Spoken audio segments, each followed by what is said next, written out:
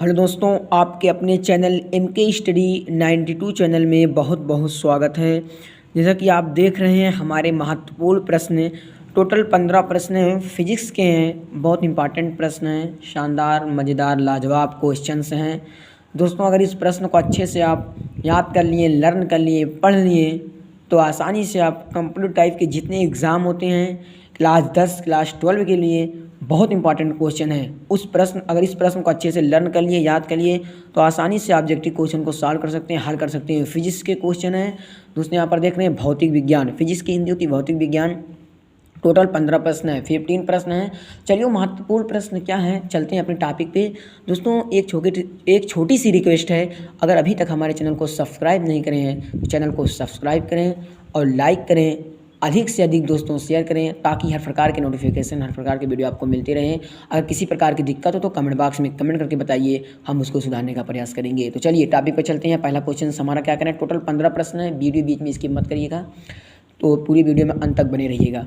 Number 1 question की बात करते हैं, चर्चा करते हैं। पहला क्वेश्चन हमारा क्या कह रहा है, ताजे पानी का हिमांक बिंदु क्या है। दोस्तों, जो ताजे पानी होता है, शुद्ध पानी, सही पानी होता है, उसका हिमांक जो होता है, वो बिंदु जो होता है, हिमांक बिंदु होता है, वो क्या है। 4 ऑप्शन है दोस्तों, पहले आपको कमेंट बॉक्स में कमेंट करके बताना, अगर पता हो तो इसका आंसर हम बताएंगे। तो ए ऑप्शन में 30 नहीं है, 3 है, 3 डिग्री सेल्सियस। बी कह रहा है 5 डिग्री सेल्सियस, सी कह रहा है 0 डिग्री सेल्सियस और डी कह रहा है 4 डिग्री सेल्सियस। चलिए दोस्तों, अगर पता हो तो कमेंट बॉक्स में कमेंट करके पहले का आंसर बताइए। तो चलिए बताइए, ताजे पानी का हिमांक बिंदु क्या है।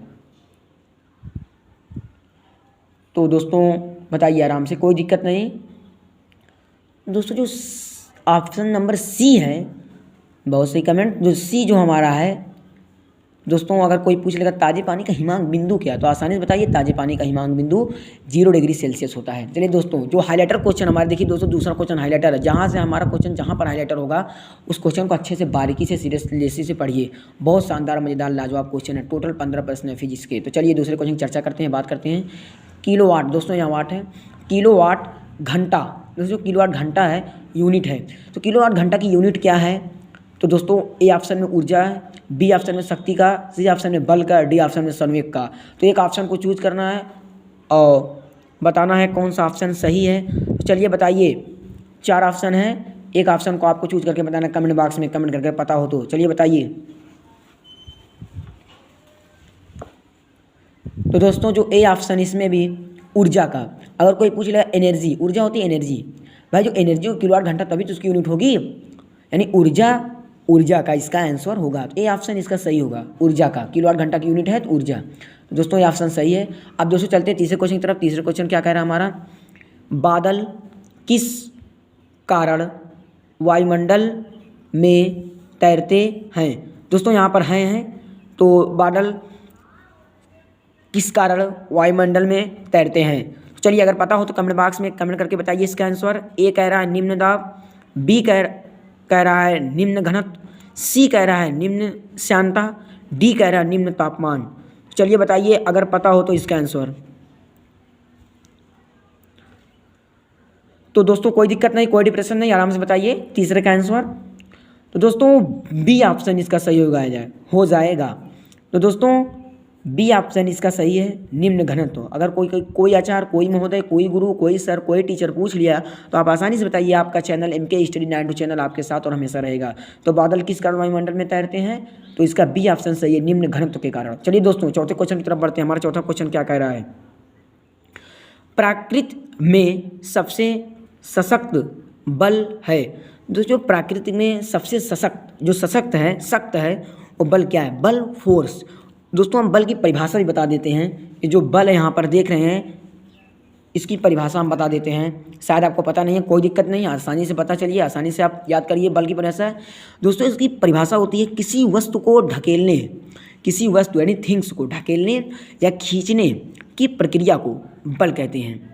ठीक दोस्तों, तो बल की परिभाषा आपके सामने मैंने कर दिया हूँ। किसी वस्तु को खींचने, किसी वस्तु को ढकेलने या खींचने की प्रक्रिया को बल कहते हैं।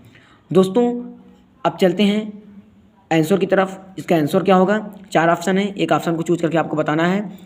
ऑप्शन नंबर ए है वैद्युत बल, बी गुरुत्वीय बल, सी नाभिकीय बल, डी चुंबकीय बल। तो प्राकृतिक में सबसे सशक्त बल कौन है? चलिए बताइए इसका आंसर क्या होगा, कमेंट बॉक्स में कमेंट करके इसका आंसर बताइए। तो दोस्तों चौथे का जो आंसर होगा वो ऑप्शन सी होगा। तो सी ऑप्शन, बहुत सारे कमेंट जो सी हमारा है दोस्तों, सी ऑप्शन कई सारे कमेंट है, तो सी ऑप्शन जो हमारा होगा दोस्तों वो चौथे का आंसर होगा, तो नाभिकीय बल। अब दोस्तों पांचवा हाइलाइटर क्वेश्चन, हाइलाइटर जितने क्वेश्चन हमारे दोस्तों उसको बारीकी से सीरियसली से पढ़िए। तो पांचवें क्वेश्चन की बात करते हैं, चर्चा करते हैं। प्रकाश ऑक्सीकरण प्रक्रिया शुरू की जाती है, दोस्तों यहाँ पर है प्रकाश ऑक्सीकरण प्रक्रिया जो होती है वो शुरू की जाती है, तो किसमें शुरू की जाती है? चलिए बताइए। ए ऑप्शन में आवृत्त, बी ऑप्शन में तापमान, सी ऑप्शन में वेग, डी ऑप्शन में तरंग दैर्घ्य। चलिए बताइए, चार ऑप्शन है, एक को चूज करके आपको बताना है, कमेंट बॉक्स में कमेंट करके अगर पता हो तो। चलिए बताइए पांचवें का आंसर। तो दोस्तों बी ऑप्शन इसका सही होगा, करेक्ट होगा, राइट होगा। तो बी ऑप्शन तापमान। तो पांचवें का आंसर दोस्तों हो जाएगा तापमान। टोटल 15 प्रश्न हैं, तो पूरी वीडियो में अंत तक बने रहिएगा, वीडियो बीच में स्किप मत करिएगा। तो पांचवें का आंसर तापमान। इसी प्रकार दोस्तों छठवें क्वेश्चन की चर्चा करते हैं, छठवें क्वेश्चन की बात करते हैं। छठवां क्वेश्चन हमारा क्या है? सूर्य की किरणें किस प्रक्रिया द्वारा पृथ्वी पर पहुंचती हैं? तो दोस्तों बहुत इंपॉर्टेंट क्वेश्चन है छठवां। सूर्य की किरणें किस प्रक्रिया द्वारा पृथ्वी पर पहुंचती हैं? तो जो सूर्य की किरण हैं वो किस प्रक्रिया द्वारा, यानी किसके द्वारा पृथ्वी पर पहुंचती हैं? तो भूमि धरती पर आती हैं। तो चलिए बताइए, चार ऑप्शन है। ए ऑप्शन बी किरण है, बी ऑप्शन चालन है, सी ऑप्शन संवहन है, संवहन, और डी ऑप्शन है विसरण। तो दोस्तों बताइए, सी ऑप्शन में संवहन कह रहा है, डी ऑप्शन में विसरण कह रहा है, और बी ऑप्शन में चालन, और ए ऑप्शन में विकिरण। तो विकिरण। चलिए बताइए इसका ऑप्शन कौन सा सही होगा छठवें का? पता हो तो कमेंट बॉक्स में कमेंट करके बताइए छठवें का आंसर। तो दोस्तों ए ऑप्शन इसका सही है। तो दोस्तों ए ऑप्शन इसका सही है, तो ए ऑप्शन में विकिरण है। तो दोस्तों विकिरण जो हमारा है वो सूर्य की किरणें इसी द्वारा प्रक्रिया द्वारा पृथ्वी पर पहुंचती हैं। तो विकिरण के द्वारा पृथ्वी पर सूर्य की किरणें पहुंचती हैं। अब दोस्तों चलते हैं सातवें क्वेश्चन की तरफ बढ़ते हैं। एक्सरे। दोस्तों एक्सरा जो हमारा है, काफ़ी लोग नहीं जानते हैं एक्सरे की खोज किसने की थी या किसने किया था।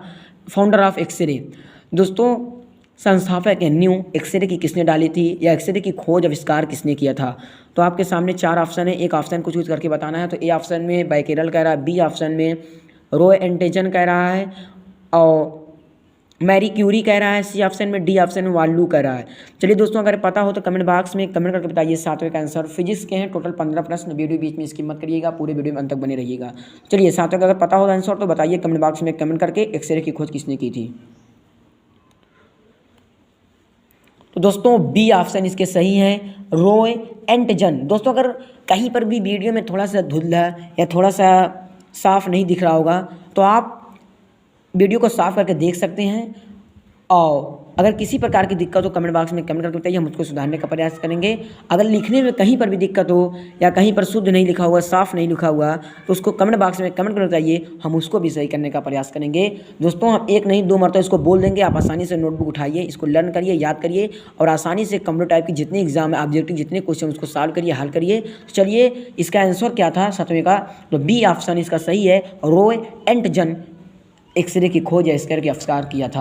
अब दोस्तों चलते हैं आठवें क्वेश्चन की तरफ। जितने हाइलाइटर क्वेश्चन उसको बारीकी से पढ़िएगा।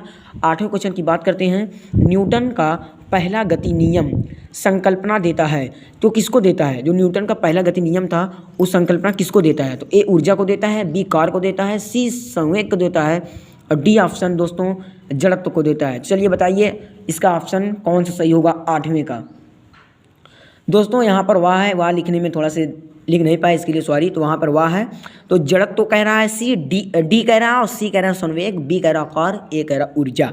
चलिए बताइए कौन ऑप्शन इसमें सही होगा, कौन सा ऑप्शन चूज करके बताइए आठवें का आंसर क्या होगा।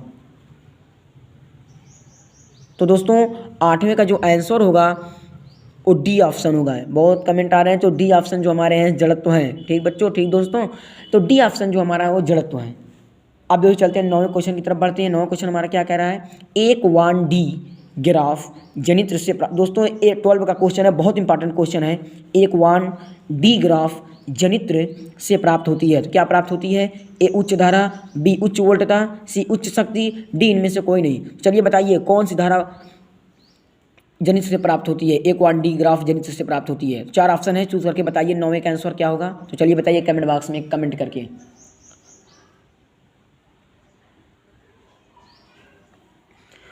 तो दोस्तों 9वें का जो आंसर होगा वो बी ऑप्शन सही होगा, उच्च वोल्टता। अगर कोई पूछ लेगा उच्च वोल्टता क्या है तो आप आसानी से बताइए एक वन डी ग्राफ जनित्र है। अब दोस्तों चलते हैं 10वें क्वेश्चन की तरफ। हाइलाइटर क्वेश्चन है, जितने हाइलाइटर क्वेश्चन है उसको बारीकी से सीरियसली से पढ़िए। तो दोस्तों एक वैद्युत पर कुल आवेश होता है। दोस्तों जो एक विद्युत है उस पर कुल कितना आवेश होता है तो बताना है आपको। ए शून्य, बी ऋणात्मक, सी धनात्मक और डी ऑप्शन करे ए सभी। चलिए बताइए कौन सा ऑप्शन सही होगा, चारों में से चूज करके एक ऑप्शन को आपको बताना है कमेंट बॉक्स में कमेंट करके, अगर पता हो तो चलिए बताइए। तो दोस्तों 10वें का जो आंसर होगा ए ऑप्शन होगा। टोटल 15 प्रश्न है, वीडियो बीच में स्किप मत करिएगा, पूरे वीडियो अंत तक बने रहिएगा। तो दोस्तों 10वें का जो आंसर है ए ऑप्शन है, शून्य है, 0। तो दोस्तों जो शून्य ऑप्शन होता है, एक विद्युत पर कुल आवेश कितना होता है तो आपको बताना है शून्य होता है। तो दोस्तों इसका आंसर ए ऑप्शन है, शून्य। इसी प्रकार दोस्तों हम 11वें क्वेश्चन की बात करते हैं, 11वें क्वेश्चन की चर्चा करते हैं। 11वां क्वेश्चन हमारा क्या है, विद्युत हीटर में किस पदार्थ का व्यवहार किया जाता है। यानी जो दोस्तों विद्युत हीटर होता है वो किस पदार्थ का बना होता है तो आपको बताना है। 4 ऑप्शन इसमें है, ए तांबा, बी प्लेटिनम और सी ऑप्शन दोस्तों टंगस्टन, डी ऑप्शन नाइक्रोम।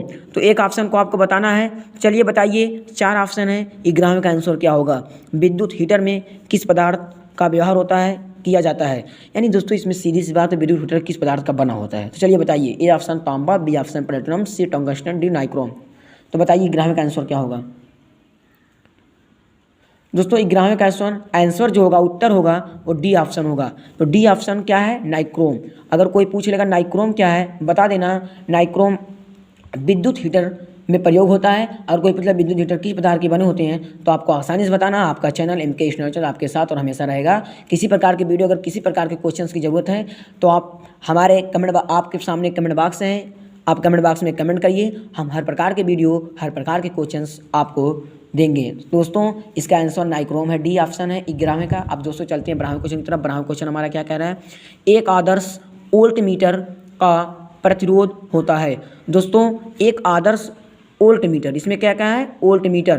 तो वोल्ट मीटर का प्रतिरोध जो होता है वो क्या होता है, चलिए बताइए। ए ऑप्शन में अनंत, बी ऑप्शन में शून्य, सी ऑप्शन में 2000 ओम और डी ऑप्शन में कह रहे ए सभी। चलिए बताइए एक ऑप्शन को चूज करके आपको बताना है कौन सा ऑप्शन इसमें सही है। तो चलिए बताइए 12वें का आंसर क्या होगा। जितने दोस्तों हमारे हाइलाइटर क्वेश्चंस हैं उसको आप अच्छे से लर्न करिए, अच्छे से याद करिए और किसी भी एग्जाम फिजिक्स के क्वेश्चन को हल करिए, सॉल्व कीजिए और धीरे से उस फिजिक्स को क्वेश्चन को हल करके 1 नंबर चुरा लीजिए, पा लीजिए, अटैक कर लीजिए, उस पर हमला कर लीजिए। कोई दिक्कत नहीं, कोई डिप्रेशन नहीं। हम कह दिए थे कि हर प्रकार की वीडियो, हर प्रकार के क्वेश्चन आपको मिलेंगे। दोस्तों जो 12वें क्वेश्चन की हम बात कर रहे थे, एक आदर्श वोल्ट मीटर का प्रतिरोध होता है, ए अनंत, बी शून्य, सी 2000 ओम, डी ए सभी। चलिए बताइए 4 ऑप्शन है, 12वें का आंसर क्या होगा। दोस्तों जो 12वें का आंसर है वो ए होगा। तो ए ऑप्शन जो हमारा होगा वो अनंत। तो अगर कोई पूछेगा अनंत क्या है बता देना, एक आदर्श वोल्ट मीटर का प्रतिरोध है। अब दोस्तों 13वें क्वेश्चन की तरफ बढ़ते हैं। विद्युत परिपथ, दोस्तों प्रतिपथ नहीं है, परिपथ है ये। तो विद्युत परिपथ की शक्ति होती है तो क्या होती है दोस्तों, आपको आसानी से बताना है। B/R B इंटू डबल बिंदु R B² है प्रति R B² RT। दोस्तों 4 ऑप्शन है, आपको एक ऑप्शन इसमें चूज करके बताना है। तो चलिए बताइए कमेंट बॉक्स में कमेंट करके 13वें का आंसर क्या होगा। विद्युत परिपथ की शक्ति होती है। दोस्तों जो 13वें का आंसर होगा बताइए, आराम से बताइए, कोई दिक्कत नहीं, कोई डिप्रेशन नहीं। दोस्तों सी ऑप्शन जो इसका होगा B² प्रति R।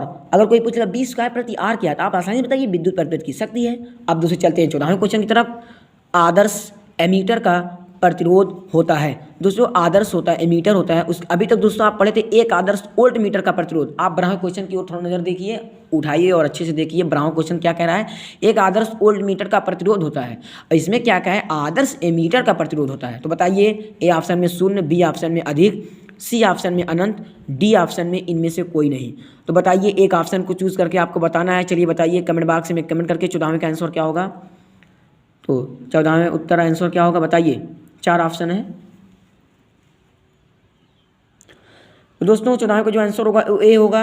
अगर कोई पूछ लेगा आदर्श एमीटर का प्रतिरोध होता है तो क्या होता है, तो आप बताइए शून्य होता है। अब दोस्तों लास्ट क्वेश्चन हमारा 15वां क्वेश्चन। ये दोस्तों रिलेटेड क्वेश्चन है, इसको स्टार बनाते हैं, बहुत इंपॉर्टेंट क्वेश्चन है। हर जगह हर आचार्य, हर महोदय, हर गुरु इसको पूछ रहे थे, तो बच्चे डिप्रेशन दिक्कत में आते हैं। डिप्रेशन दिक्कत में आने की जरूरत नहीं है, हमारा MK हिस्ट्री 92 चैनल आपके साथ और हमेशा रहेगा। तो दोस्तों इसके क्वेश्चन की बात करते हैं। 15वां हमारा लास्ट क्वेश्चन है, स्पष्ट दृष्टि की न्यूनतम दूरी होती है।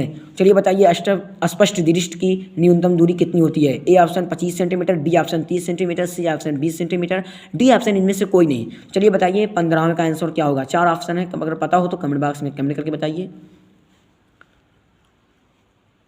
तो दोस्तों 15वें का जो आंसर होगा ए ऑप्शन होगा 25 सेंटीमीटर। अगर कोई पूछ लेगा जो स्पष्ट जिसकी हम लोग की न्यूनतम दूरी है, हम लोग कितनी दूरी पर देख सकते हैं, तो आप बताइए। ए ऑप्शन है 25 सेंटीमीटर। तो इसका आंसर क्या होता है दोस्तों? 25 सेंटीमीटर। इसी 15वें क्वेश्चन के द्वारा दोस्तों हमारे वीडियो अंत होती है। और दोस्तों हमारे चैनल को अधिक से अधिक शेयर करिए और अधिक से अधिक सब्सक्राइब करिए, ताकि हर प्रकार के नोटिफिकेशन, हर प्रकार की वीडियो आपको मिलती रहिए। इसी 15 क्वेश्चन में हमारी वीडियो अंत होती है। जय हिंद, जय भारत, धन्यवाद।